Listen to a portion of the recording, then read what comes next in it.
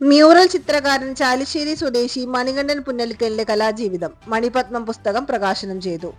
കേരളീയ പാരമ്പര്യ ചുമർ ചിത്രകലാരചനയിൽ ഇന്ത്യക്കകത്തും പുറത്തും അറിയപ്പെടുന്ന മ്യൂറൽ ചിത്രകാരൻ മണികണ്ഠൻ പുന്നക്കലിന്റെ കലാജീവിതത്തെക്കുറിച്ച് നോവലിസ്റ്റും കലാനിരൂപകനുമായ പി. സുരേന്ദ്രൻ രചിച്ച മണിപത്മം പുസ്തകം പ്രകാശനം ചെയ്തു.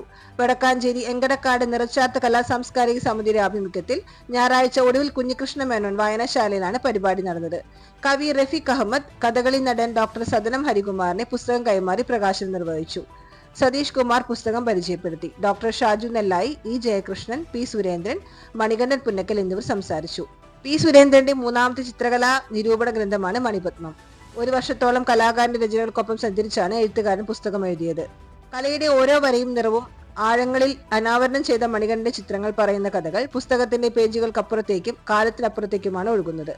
മലയാളത്തിന്റെ മണികണ്ഠന്റെ കലാജീവിതത്തെക്കുറിച്ച് ആദ്യ കലാപഠന ഗ്രന്ഥമാണ് മണിപത്മം. മണികണ്ഠൻ പുന്നക്കലിനെ കുറിച്ച് പ്രമുഖ കലാനിരൂപകൻ Vijayakumar Menon tradition and medium എന്ന ഇംഗ്ലീഷ് ഗ്രന്ഥം 2 വർഷം മുമ്പ് പ്രസിദ്ധീകരിച്ചിരുന്നു.